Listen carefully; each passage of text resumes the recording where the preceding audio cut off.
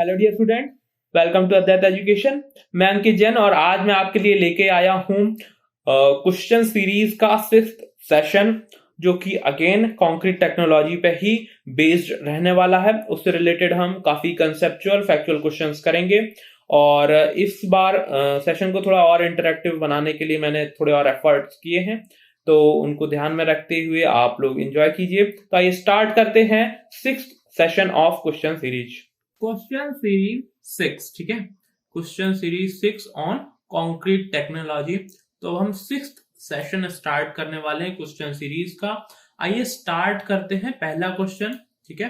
पहला क्वेश्चन है an aggregate which passes through 25 mm sieve, ठीक है, and is retained on 20 mm sieve is said to be flaky, ठीक है, if its least dimension is less than। तो हमें पता है यदि हम फ्लेकी एग्रीगेट के बारे में बात करें, ठीक है, फ्लेकी एग्रीगेट के बारे में बात करें तो हमें पता है कि ये 0.6 टाइम मीन डायमीटर ऑफ सीव होता है, ठीक है। क्या होता है? 6 time mean dimension of sieves होता है। तो मीन डायमेंशन कहां से पता चलेगा हमें, ठीक है। मीन डायमेंशन क्या होगा?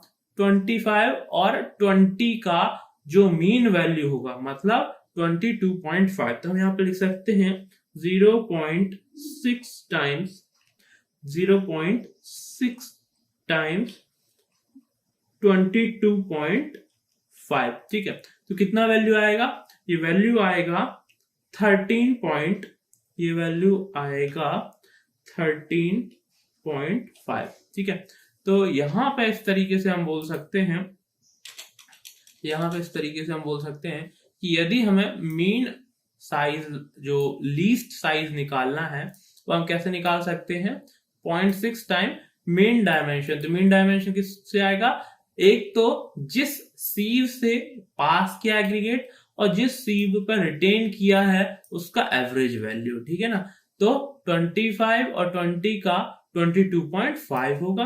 तो इस तरीके से हम बोल सकते हैं कि जो 13.55 जो वैल्यू आने वाली है हम यहाँ पे, या जो वैल्यू आ रही है वो किसको बताएगी? वो एक फ्लैकी एग्रीगेट्स को शो करेगी। तो यहाँ पे कौन सा ऑप्शन है? ऑप्शन डी यहाँ पे एक ऑप्शन है जो कि 13.5 है। तो हम बोल सकते हैं option D is the correct answer of this question, ठीक है। अगले क्वेश्चन की तरफ हम प्रोसीड करते हैं। अगला क्वेश्चन है using the largest maximum size of aggregates in concrete reduces, ठीक है। अब यहां पे ये बोला जा रहा है कि यदि मैक्सिमम साइज एग्रीगेट का हम यूज कर रहे हैं तो क्या क्या चीज जो है यहाँ पे रिड्यूस होती है, ठीक है। तो एक एक करके देखते हैं। पहले बोला जा रहा है सीमेंट कंटेंट, ठीक है। दूसरा बोला जा रहा है वाटर रिक्वायरमेंट और थर्ड बोला जा रहा है ड्राइंग श्रिंकेज, ठीक। तो यहाँ पे मैं बात करूं कि जैसे साइज बढ़ता जाता है, एज साइज इंक्रीजेस, तो क्या क्या चीजें होने वाली रहती हैं? जैसे ही साइज बढ़ता जाता है, क्या क्या चीजें रिफ्लेक्ट होती हैं? इससे हमको देखने को मिलता है कि सरफेस एरिया बहुत कम हो जाता है। तो यहाँ पे लिख सकते हैं reduces the surface area। अब भाई सरफेस एरिया कम होगा, तो जैसे जैसे सरफेस एरिया कम होगा वैसे ही हमें उस सरफेस एरिया को बाइंड करने के लिए सीमेंट का रिक्वायरमेंट भी कम हो जाएगा, ठीक है। अब सीमेंट का रिक्वायरमेंट भी कम है तो उसी हिसाब से, उसी प्रोपोर्शन में, क्योंकि WIC रेशियो तो फिक्स होगा, तो वाटर रिक्वायरमेंट भी कम हो जाएगा, ठीक है। और क्योंकि हम यहाँ पे वाटर कम यूज कर रहे हैं तो करस्पॉन्डिंगली जो श्रिंकेज वैल्यू है वो भी कम हो जाएगी। तो यहाँ पे तीनों के तीनों ऑप्शंस जो हैं वो रिड्यूस होंगे, या तीनों फैक्टर जो हैं वो रिड्यूस होने वाले हैं। तो यहाँ पे हम बोल सकते हैं कि जो ऑप्शन डी, ठीक है, ऑप्शन डी है वो करेक्ट है। यहाँ पे ऑल ऑप्शंस आर करेक्ट, ठीक है। अगले क्वेश्चन की तरफ हम प्रोसीड करते हैं, अगला क्वेश्चन देखते हैं। ठीक है, अगला क्वेश्चन है the type of aggregates not suitable for high strength concrete and for pavement subjected to tension is. ठीक है, तो यहां पे अब हमें कुछ एग्रीगेट्स गिवन है, ठीक है, जिसके बारे में हमें बताना है कि जो हाई स्ट्रेंथ कंक्रीट और पेवमेंट जो कि टेंसाइल फोर्स के लिए सब्जेक्टेड है उनके लिए सुटेबल नहीं है। तो ऑप्शन ए में गिवन है राउंडेड एग्रीगेट, ऑप्शन बी में है रेगुलर एग्रीगेट, ऑप्शन सी में है एंगुलर एग्रीगेट और एट लास्ट है फ्लेकी एग्रीगेट। अब यहां पर बात की जाए कि जो दोनों ही फैक्टर यहाँ पे पूछे गए हैं हाई स्ट्रेंथ और सब्जेक्टेड टू टेंशन, वहां पर एक बहुत ही बड़ा फैक्टर है जो स्ट्रेंथ प्रोड्यूस करता है। ठीक है, जो स्ट्रेंथ प्रोड्यूस करता है। कंक्रीट की स्ट्रेंथ यदि हमें हाई रखना हो तो यहां पर फ्रिक्शन बिटवीन, ठीक है, एंगुलर फ्रिक्शन रिक्वायर्ड है, एंगुलर फ्रिक्शन बिटवीन एग्रीगेट्स। ठीक है, ये एक बड़ा फैक्टर होता है। अब यदि हम ये बोलें कि किस टाइप के एग्रीगेट में ये वाली जो चीज है सबसे कम है, हमें आइडिया लग जाए तो हम बता सकते हैं कि वो सूटेबल नहीं होगा। ठीक है, तो सबसे पहले ऑप्शन सी लेते हैं, क्योंकि इसमें नाम ही इसका एंगुलर एग्रीगेट है, तो एंगुलर एग्रीगेट होने के कारण क्या होगा, इसमें एंगुलर फ्रिक्शन सबसे ज्यादा होगा। ठीक है, एंगुलर फ्रिक्शन यदि है तो इससे और क्या फायदा होता है, एंगुलर फ्रिक्शन से एक फायदा ये भी होता है कि जो एग्रीगेट है जब वो एक दूसरे में फिक्स हो जाते हैं, जो बीच का पोर्शन बचा रहता है उससे रिएक्शन ज्यादा जनरेट होती है। ठीक है, तो अगेन वो एक ज्यादा हमको यहाँ पे स्ट्रेंथ प्रोवाइड करते हैं। तो यहाँ पे एंगुलर एग्रीगेट में भी वो चीज होती है। ठीक है, इर्रेगुलर एग्रीगेट क्या होते हैं, इर्रेगुलर एग्रीगेट का कुछ फ्रैक्शन जो है एंगुलर एग्रीगेट होता है, कुछ होता है राउंडेड एग्रीगेट। ठीक है, तो उसमें भी यदि एक significant portion of angular aggregate होगा तो उसमें भी एंगुलर फ्रिक्शन होने वाला है। ठीक है, एट लास्ट हम बात करें फ्लेकी एग्रीगेट, तो फ्लेकी एग्रीगेट्स में भी क्या होते हैं, एंगुलरिटी होती है, और हम बोल सकते हैं कि फ्लेकी एग्रीगेट भी कैसे बिहेव करेंगे, काफी कुछ एंगुलर फ्रिक्शन उसमें हमको देखने को मिलने वाला है। ठीक है, हमको एंगुलर फ्रिक्शन देखने को मिलने वाला है। अब हम यहाँ पे बोल सकते हैं कि राउंडेड एग्रीगेट ही ऐसे एग्रीगेट हैं जहां पे एंगुलर फ्रिक्शन जीरो होगा। ठीक है, एंगुलर फ्रिक्शन जीरो होगा, तो यहां पे हम बोल सकते हैं कि ऑप्शन ए, ठीक है, ऑप्शन ए की जो which type of aggregate not suitable, तो rounded aggregates are not suitable for high strength concrete and for pavement subjected to tension. ठीक है ना, तो इस क्वेश्चन का आंसर ए या ऑप्शन ए करेक्ट है। अगले क्वेश्चन की तरफ हम बढ़ते हैं।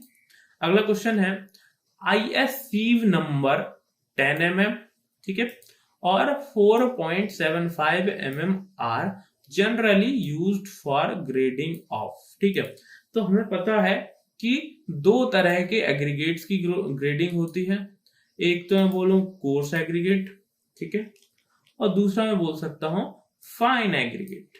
ठीक, अब हम क्या करेंगे, एक एक करके डिस्कस करते हैं, एक एक करके डिस्कस करते हैं कि इन दोनों में से किसके लिए कौन कौन से टाइप ऑफ साइज सीव का हमें जरूरत पड़ता है। ठीक है, कोर्स एग्रीगेट के लिए मैं स्टार्ट कर रहा हूं अपर से लोअर साइड। ठीक है, तो 80 mm, फिर 80 mm के बाद हमें 40 mm चाहिए, 40 mm के बाद हमें कौन सा चाहिए, 40 mm के बाद हमें चाहिए है 20 mm, 20 mm सीव का साइज चाहिए, फिर उसके बाद 12.5 mm, उसके बाद कौन सा सीव साइज चाहिए हमको 10 mm, 10 mm भी आ गया, और एट लास्ट हमको चाहिए होता है 4.75 mm। ये लास्ट सीव साइज होता है, ठीक है, ये लास्ट सीव साइज होता है। तो यहाँ पे हम बोल सकते हैं कि जो ये वैल्यू है, ठीक है, 4.75, ये इसमें कंसीडर की जाती है, ठीक है, कोर्स एग्रीगेट। अब फाइन एग्रीगेट में बात करूं तो फाइन एग्रीगेट चालू कहां से होता है, 4.75 mm से चालू होता है, ठीक। उसके बाद 2.36 चाहिए होता है, 2.36 mm चाहिए होता है, फिर 1.18 mm चाहिए होता है। उसके बाद हम बोले तो हमें 0.6 mm, 0.6 mm, 0.6 mm के बाद 0.3 mm, फिर आता है हमारे पास 0.15 mm, और एट लास्ट हम बोल सकते हैं कि हमें क्या चाहिए होता है, 0.075 mm, ठीक है। तो इतने वैल्यू चाहिए होते हैं। यहाँ पे भी 4.75 mm का जो रिक्वायरमेंट है हमें होता है, ठीक है। तो यहाँ पे आप क्वेश्चन देखते हैं, IS sieve number 10 mm and 4.77 mm are generally used for the grading of, ठीक है। तो यहाँ पे हम बोल सकते हैं कि अब हम इसको ऐसे लें, यदि हम इसको ऐसे कंसीडर करें कि जो 10 mm है और 4.75 mm है, तो ये तो कोर्स एग्रीगेट में आ रहा है दोनों के दोनों, ठीक है, ये दोनों के दोनों कोर्स एग्रीगेट में आ रहा है। पर 10.75 mm जो है, ठीक है, 10.75 mm जो है यहाँ पे फाइन एग्रीगेट में आ रहा है, तो एक वैल्यू कॉमन है, ठीक है, एक वैल्यू कॉमन है, ठीक। तो ओवरऑल हम बोल सकते हैं कि एक चीज कॉमन है, तो ये ओवरऑल जो है दोनों में ही यूज होते हैं, ठीक। ऐसा भी बोल सकते हैं कि जब एक ओवरऑल सीव एनालिसिस किया जाता है, ठीक है, ओवरऑल सीव एनालिसिस किया जाता है, तो 80 mm से लेके 75 माइक्रोन तक की सीव जो है कई बार कंसीडर की जाती है। पर यहाँ पे किसकी बात की जा रही है, यहाँ पे ग्रेडिंग की बात की जा रही है, ठीक है। ग्रेडिंग में हम क्या करेंगे, ग्रेडिंग में हम ऐसा नहीं कर सकते। ग्रेडिंग में यदि हम कोर्स एग्रीगेट की ग्रेडिंग कर रहे हैं तो 4.75 mm से नीचे की सीव का हमें यूज करने का सेंस नहीं है, ठीक है। यदि हम फाइन एग्रीगेट की ग्रेडिंग कर रहे हैं तो 4.75 से अपर का वैल्यू यूज करने की जरूरत नहीं, पर ये वैल्यू दोनों में कॉमन रहेगी, ठीक है, कॉमन रहेगी। तो जिस हिसाब से क्वेश्चन फ्रेम्ड है, जिस हिसाब से क्वेश्चन फ्रेम्ड है, उस हिसाब से मोस्ट सुटेबल आंसर सी होना चाहिए, ठीक है। मोस्ट सुटेबल आंसर कौन सा होना चाहिए, सी, बोथ में आ जाएगा। पर फाइन एग्रीगेट में 10 mm साइज का सीव जो है यूज नहीं होता है। तो हमें अकॉर्डिंग टू क्वेश्चन वर्क करना है, ठीक है, हमें अकॉर्डिंग टू क्वेश्चन वर्क करना है। इस कारण हम बोलेंगे कि option C is the correct, जबकि 10 mm का सीव साइज इसमें यूज नहीं होता है, ठीक है। अगले क्वेश्चन की तरफ हम बढ़ते हैं। अगला क्वेश्चन है, the maximum size of aggregate, the maximum size of aggregate in concrete depends upon, ठीक है। तो यहाँ पे एग्रीगेट के मैक्सिमम साइज के बारे में पूछा गया है, ठीक है। तो हमें पता है यदि हम इन जनरल एक स्ट्रक्चर में या स्ट्रक्चरल एलिमेंट में, स्ट्रक्चरल एलिमेंट कौन कौन से हो सकते हैं, या तो हम कॉलम बोलेंगे, या तो हम बीम बोलेंगे, या तो स्लैब बोलेंगे, ठीक है। तो इनमें क्या होता है, रीइंफोर्समेंट होता है, ठीक है, रीइंफोर्समेंट होता है। तो रीइंफोर्समेंट की स्पेसिंग, ठीक है, स्पेसिंग से ज्यादा बड़ा यदि मैक्सिमम साइज हो जाएगा एग्रीगेट का, तो क्या होगा, ये फिल ही नहीं हो पाएगा उन एलिमेंट्स में, ये कंक्रीट फिल ही नहीं हो पाएगा, इसलिए इसका रिक्वायरमेंट तो है, ठीक है, इसलिए इसका रिक्वायरमेंट तो है ही, ठीक है। नेक्स्ट हम बात करें, अब यदि थिकनेस ऑफ स्ट्रक्चरल सेक्शन, यदि बहुत ही थिन स्ट्रक्चरल सेक्शन है और उसमें भी यदि हम उससे बड़ा एग्रीगेट साइज यूज कर रहे हैं तो उसके क्रॉस सेक्शन को एक्सीड कर जाएगा, तो उससे भी कम होना चाहिए, तो ऑप्शन ए भी यहाँ पे मैंडेटरी हो जाता है, ठीक है।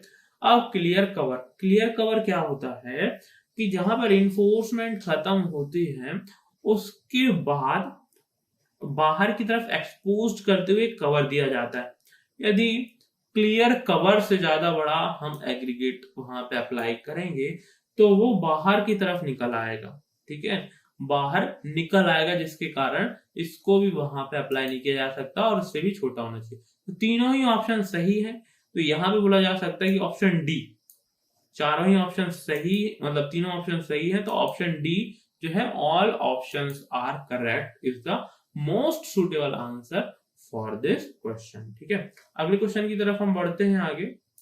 अगला क्वेश्चन है which of the following is are deleterious material in aggregates. ध्यान रखें कि हमसे क्या पूछा जा रहा है, डिलिट्रिशियस इन एग्रीगेट। ठीक है, हमको एग्रीगेट में डिलिट्रिशियस मटेरियल या सब्सटेंसेस को पूछा जा रहा है। तो हमें पता है कि एग्रीगेट की एक सफिशिएंट वैल्यू होती है। ठीक है, एग्रीगेट्स हैव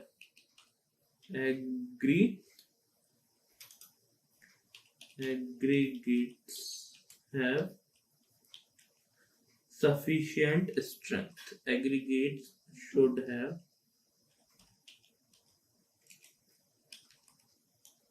significant strength. ठीक है, अब यदि ये स्ट्रेंथ जो है वो मैच कर जाए, यदि तो दूसरे मटेरियल जो इसमें फिल किए जा रहे हैं वो इसको मैच कर जाए, ठीक है, प्लस और क्या हो, और ऐसा कोई मटेरियल ना हो जो इसको क्या करे, डिग्रेड करे, तो वो हम बोल सकते हैं कि इसके साथ यूज किया जा सकता है। ठीक है, तो यहाँ पे कोल जो है उसका स्ट्रेंथ जो है एग्रीगेट के जितना सिग्निफिकेंट नहीं होता है, प्लस वो क्या होता है, कोल जो है वो उसमें बर्निंग बहुत जल्दी हो सकता है, feasible to burning means prone to burning होता है। तो यदि कंक्रीट में इसको यूज कर दिया जाए तो क्या होगा, इसको हम यूज नहीं कर पाएंगे। ठीक है, ये क्या होता है, प्रोन टू बर्निंग।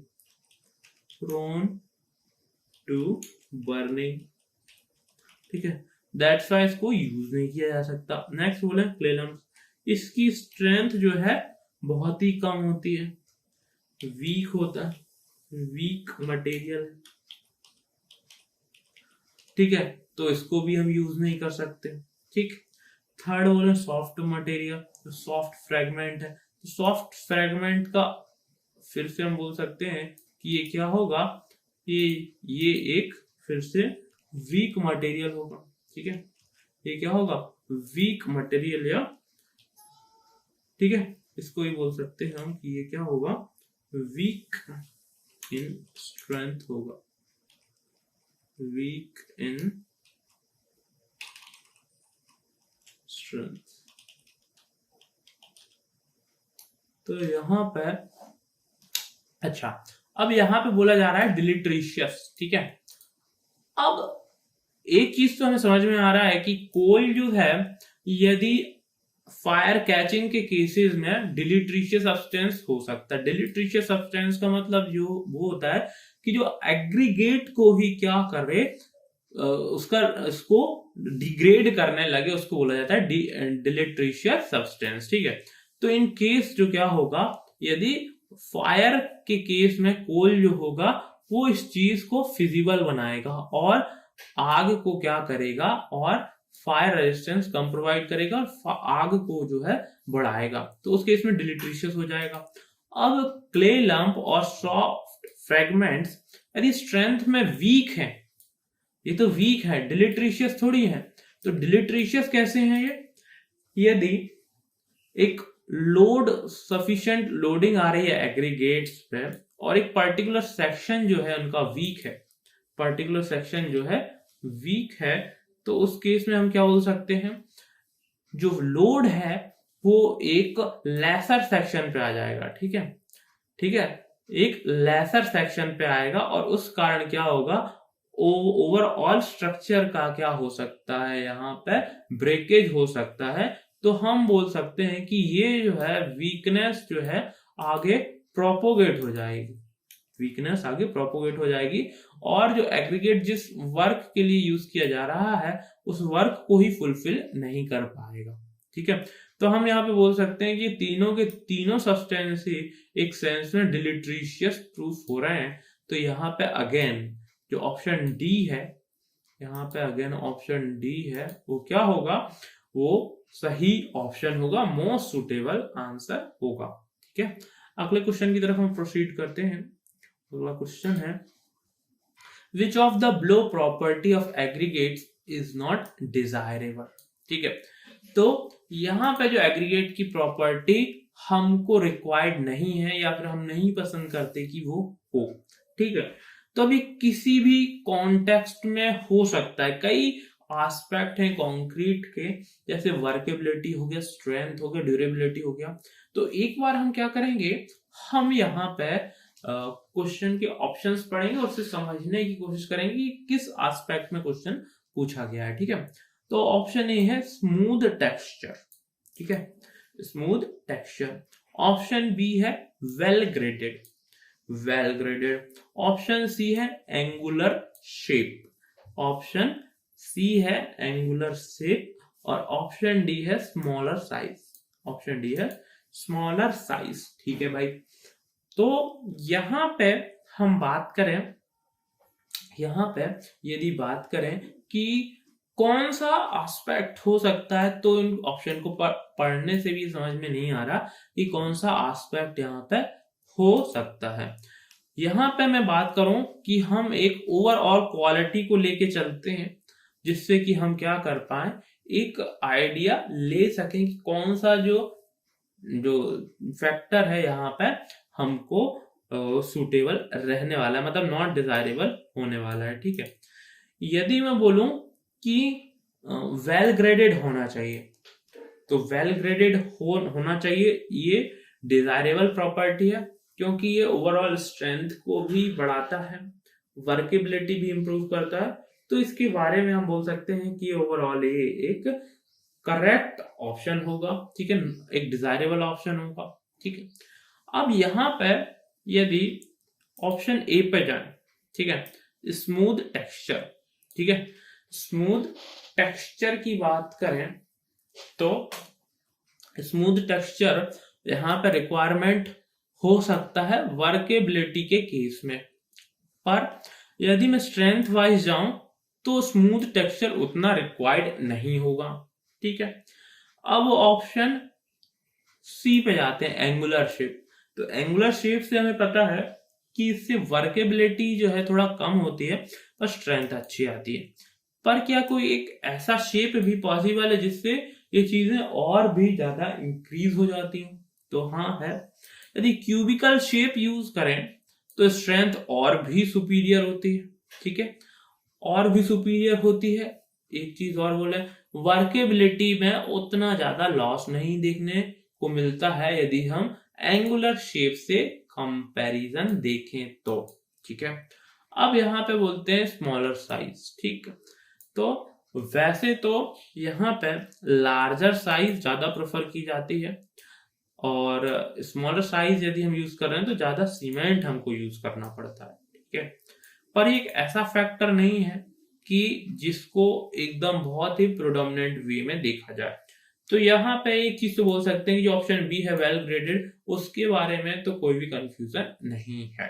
ठीक है, अब बचते हैं तीन चीजें, स्मूथ टेक्सचर, एंगुलर शेप और स्मॉलर साइज। तो यहाँ पे एक ऐसा फैक्टर है एंगुलर शेप, जिससे यदि हम क्यूबिकल शेप पे स्विच करें, ठीक है, क्यूबिकल शेप पर स्विच करते हैं तो क्या होगा, हमको स्ट्रेंथ में एक सिग्निफिकेंट जो है सिग्निफिकेंट इंप्रूवमेंट देखने को मिल सकता है। ठीक है, तो यहां पे इस कॉन्टेक्स्ट में बोला जाए तो ये ऑप्शन सी इसका आंसर हो सकता है। ठीक है, अब कोई बोल सकता है कि सर स्मूथ की रफ टेक्सचर भी तो होगा, स्ट्रेंथ बढ़ेगी। ठीक है, स्मॉलर साइज की जगह यदि लार्जर साइज यूज करेंगे तो सीमेंट कम लगेगा। पर यहाँ पे जो एंगुलर से यदि हम क्यूबिकल पे स्विच करते हैं तो एक बहुत ही ज्यादा सिग्निफिकेंट हमको स्ट्रेंथ का इंक्रीज देखने को मिलता है, जो कि स्मूथ टेक्सचर से रफ टेक्सचर पे जाने पे नहीं होगा। स्मॉलर साइज से हमको, यदि हम लार्जर साइज पे जाएं तो सीमेंट का रिक्वायरमेंट भी क्या होगा, उतना ज्यादा चेंज नहीं होगा।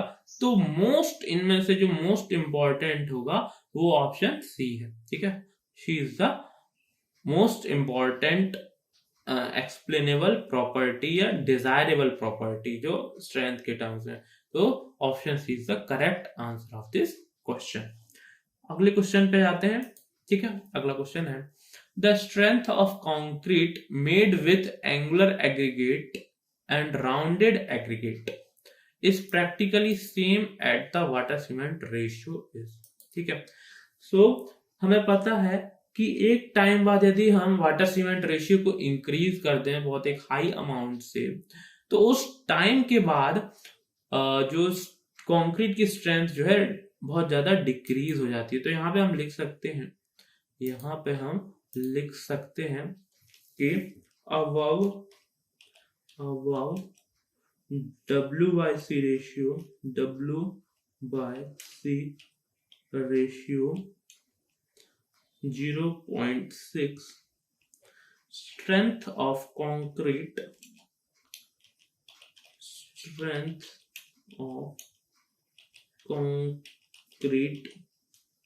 decreases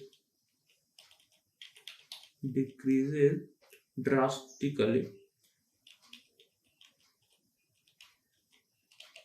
ठीक है, तो 0.6 W/C रेशियो के बाद जो है कंक्रीट की स्ट्रेंथ जो है बहुत ही ज्यादा कम हो जाती है। ठीक है, बहुत ही ज्यादा कम हो जाती है। पर उस केस में हम चाहे एंगुलर एग्रीगेट यूज करें या फिर हम राउंडेड एग्रीगेट यूज करें, कोई खास सेंस नहीं बनता है। तो W/C रेशियो 0.6 से ज्यादा कौन सा है, 0.65। ठीक है, तो option D is the correct answer of this question. ठीक है, अगले क्वेश्चन की तरफ हम प्रोसीड करते हैं। अगला क्वेश्चन है presence of oil in water for concrete. ठीक है, तो हमें पता है ऑयल क्या है, ऑयल एक डिलीटरेशियस सब्सटेंस है। ठीक है, ऑयल क्या है, एक अनवांटेड डिलीटरेशियस सब्सटेंस है।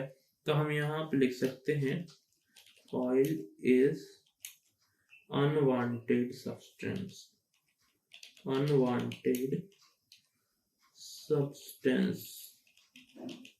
ठीक है, अब अनवांटेड है, ठीक है, तो ये क्या करता है, ये स्ट्रेंथ को डिक्रीज कर देता है। ठीक है, तो यहाँ पे आप देखते हैं कौन कौन से ऑप्शन दिए हैं। Given smooth surface, smooth surface का रिक्वायरमेंट ही नहीं होता है। गिव मोर स्लम्प, तो स्लम्प भी का ऐसा चाहिए उतना ज्यादा नहीं प्रोवाइड करता है, ऐसा कुछ वर्केबिलिटी नहीं प्रोवाइड करता है। ठीक है, क्योंकि उसके लिए अलग से एडमिक्सचर्स यूज होते हैं, वो ऑयल नहीं है। इम्प्रूव स्ट्रेंथ, इम्प्रूव नहीं करता है। रिड्यूस स्ट्रेंथ, तो स्ट्रेंथ को रिड्यूस करता है।